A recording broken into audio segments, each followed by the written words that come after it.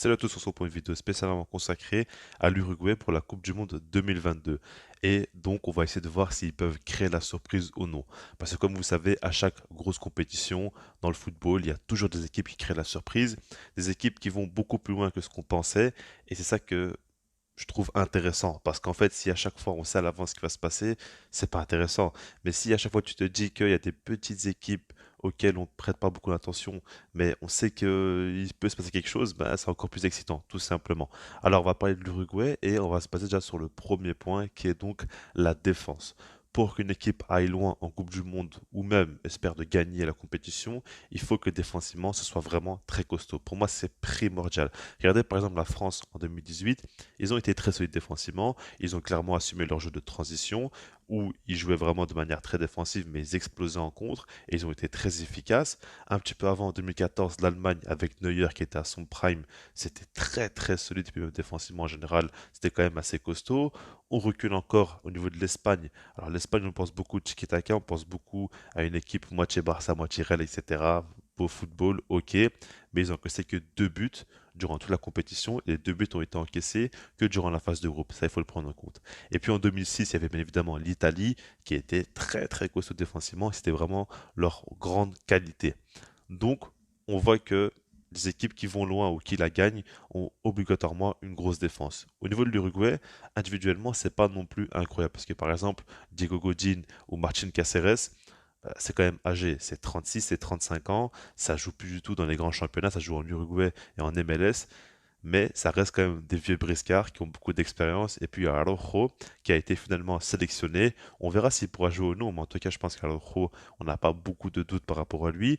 On sait très bien qu'il est quand même très très fort. Et puis il y a aussi donc Jiménez qui n'est pas au meilleur de sa forme, mais dans de grandes compétitions comme avec des champions ou quoi, il peut clairement se transcender et faire de grandes choses. Ça, il faut le prendre en compte. Et puis, moi, je me base surtout sur une animation défensive assez impressionnante du côté de l'Uruguay parce que c'est beaucoup de joueurs très athlétiques, très physiques. Regardez par exemple le milieu de terrain avec Valverde, avec Bentancur, c'est quand même des joueurs qui récupèrent beaucoup de ballons, qui peuvent faire beaucoup de travail. C'est une équipe qui a beaucoup d'abnégation et je pense que défensivement, ils vont être costauds et dans les phases arrêtées aussi, ils peuvent être dangereux.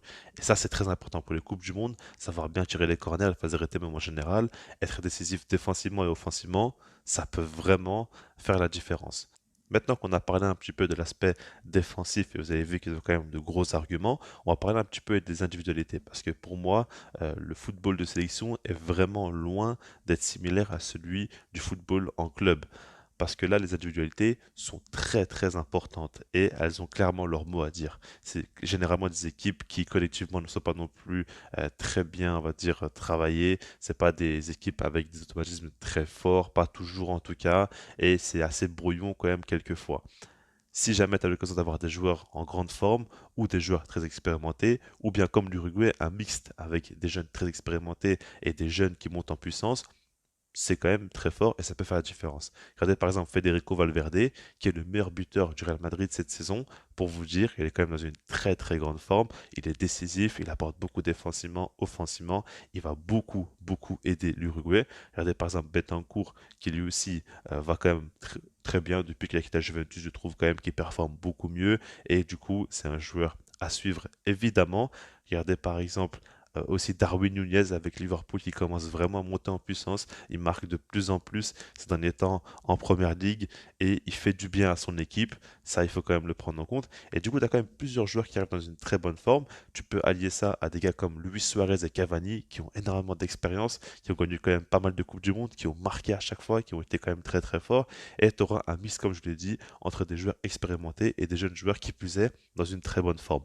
Donc, au niveau des individualités, je trouve que c'est pas non plus monstrueux parce qu'il y a quand même beaucoup de postes où tu as des joueurs assez moyens, mais il y a quand même t'as des postes clés comme la défense, le milieu et l'attaque, tu as quand même des joueurs très forts. Maintenant qu'on a dit tout ça, on va voir dans quel groupe ils sont et vous allez voir que c'est pas forcément le groupe le plus facile qu'ils aient pu avoir parce que dans le groupe H, il y a tout simplement le Portugal, le Ghana et donc la Corée du Sud. Alors, par rapport au Portugal, on les connaît. Pour moi, honnêtement, c'est une équipe qui va être chiante à jouer dans les phases éliminatoires. Mais en phase de groupe, j'ai pas forcément très peur d'eux. Je pense que c'est une équipe qui peut très bien finir deuxième et ça choquera pas non plus grand monde. En tout cas, c'est mon avis. Après, il y a le Ghana. Par rapport à eux, bah, il y a pas mal eu de recrutement. C'est une équipe avec beaucoup de questions à se poser. On ne sait pas. Soit ils vont vraiment créer la surprise eux aussi et faire des folies, soit ils vont être très décevants. Je pense qu'il n'y aura pas de juste milieu. Et du coup, c'est pas non plus simple à savoir. Parce qu'il y a quand même pas mal de recrutement, comme je l'ai dit, ce qui est assez spécial. Et puis la Corée du Sud, je ne vous cache pas que je regarde pas du tout leur match. J'ai entendu quand même que c'est une équipe intéressante, mais sans plus. Moi, je ne sais pas. Honnêtement, je ne regarde pas jouer, donc c'est assez dur pour moi de me prononcer par rapport à la Corée du Sud. Et du coup, c'est un groupe assez homogène, mais je pense que l'Uruguay sort quand même du lot avec le Portugal. En tout cas, c'est mon avis et je pense que c'est deux favoris. Maintenant, le problème, c'est que quand on regarde le tableau, on va dire de la Coupe du Monde, on voit que le groupe H donc va jouer face au groupe G dans les huitièmes de finale. Donc, si jamais l'Uruguay finit premier, ils vont jouer face au deuxième, et inversement, vous avez compris l'idée.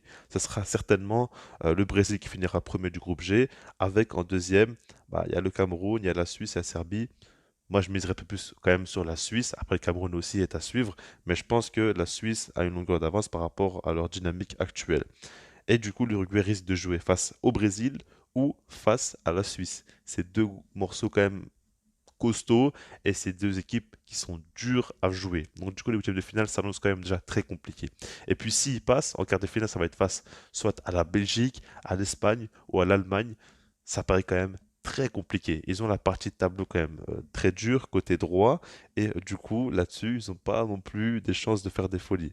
Maintenant moi je me dis que si jamais l'Uruguay arrive à se qualifier en huitième de finale et joue face à la Suisse par exemple, ils peuvent très bien réussir à les éliminer, pourquoi pas, et passer en quart de finale. Et pour moi, ça crée déjà une surprise. Si l'Uruguay arrive en quart de finale avec cette partie de tableau quand même bien compliquée, c'est déjà une très bonne chose. Et puis, ça se joue à chaque fois sur un match, donc on ne sait jamais ce qui peut arriver.